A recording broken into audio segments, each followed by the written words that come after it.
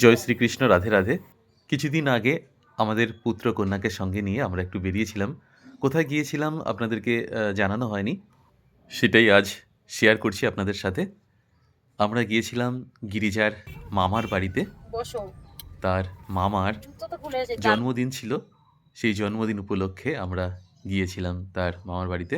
গিরিজা তার মামার বাড়িতে ১ম বারের জন্য যাচ্ছে।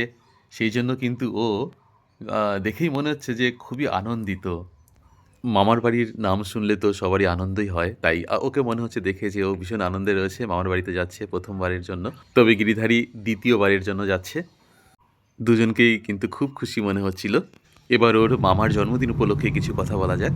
প্রথমত ওর ভাগ্নিকে নেওয়ার জন্যই শুধুমাত্র ওই জন্মদিনের আয়োজনটুকু করা। অবশেষে আমরা পৌঁছে গেলাম গিরিজার মামার বাড়িতে। এখানে সকলেই চলে এসেছেন আমাদেরকে স্বাগত জানানোর জন্য। এখানে সকলেই ভীষণ আনন্দিত। গিরিজা ১ম বার এসেছে বলে কথা তাদের বাড়িতে।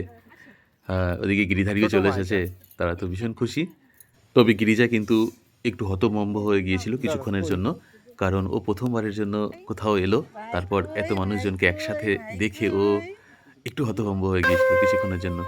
তারপরে আস্তে, আস্তে আবার স্বাভাবিক হয়েছে। এদিকে আমার শাশুড়ি মা আমাদের সকলকে বরণ করছেন। সেই সুন্দর একটি মুহূর্ত তুলে ধরলাম। এবার সামনে হয়ে যাও, পিছনে যাও।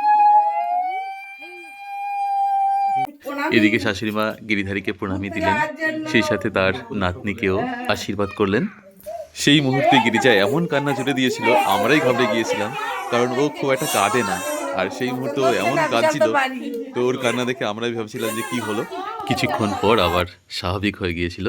আসলে এত মানুষকে ১ম বারের জন্য ও একসাথে দেখলো, সেই জন্য ও একটু ঘাবড়ে গিয়েছিল।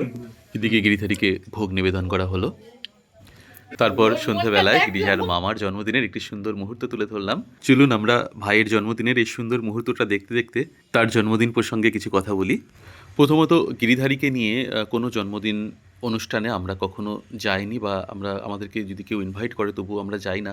কারণ জন্মদিনে আমিষের ব্যবস্থা করা হয় প্রত্যেকটা জায়গায়, এই জন্য আর যাওয়া হয় না। তবে এই জন্মদিনটা সম্পূর্ণ ব্যতিক্রম ছিল। এই জন্মদিনে কিন্তু অনেকেরই নিমন্ত্রণ ছিল, কিন্তু সকলের জন্যই তারা নিরামিষের ব্যবস্থা করেছিল। এমনকি এই কেকটাও নিরামিষ ছিল। এখানে আমার শ্বশুর মশাই, শাশুড়ি মা এবং ভাইয়ের উদ্দেশ্য ছিল যে তার জন্মদিনে গিরিধারীকে ভোগ নিবেদন করে তার প্রসাদ পেয়েই হবে তার জন্মদিন পালন।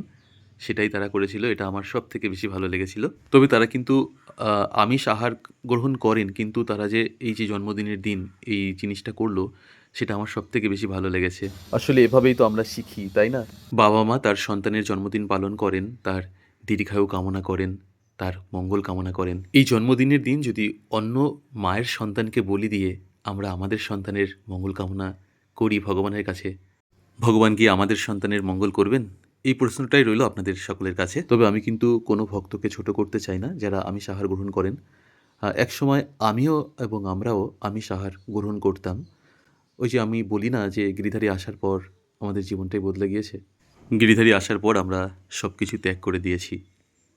তবে তার কৃপা না থাকলে তো সেটা হয় না। তবে আপনাদেরকে আমি সেটা ত্যাগ করতে বলছি না। আপনারা সেই আমিষ আহার গ্রহণ করেন, কিন্তু বিশেষ, বিশেষ কিছু দিনে, যেমন আপনাদের সন্তানের জন্মদিনে, অন্তত সেই দিনটাতে যদি আপনারা আমিষ আহার বর্জন করেন, তাহলে দেখবেন অনেক আনন্দ পাবেন। ভগবানের সামনে মাথা উঁচু করে দাঁড়াতে পারবেন এবং ভগবান আপনাদেরকে এবং আপনাদের সন্তানের অবশ্যই মঙ্গল করবেন। এটুকু আমি বলতে পারি। তবে সবশেষে একটা কথাই বলব যে আমি অনেক ছোট হয়ে অনেক বড়, বড় কিছু কথা বলে ফেললাম। তার জন্য মার্জনা করবেন আমায়, যদি কারোর কষ্ট লেগে থাকে। ভগবান আপনাদের সকলের মঙ্গল করুক। রাধে রাধে।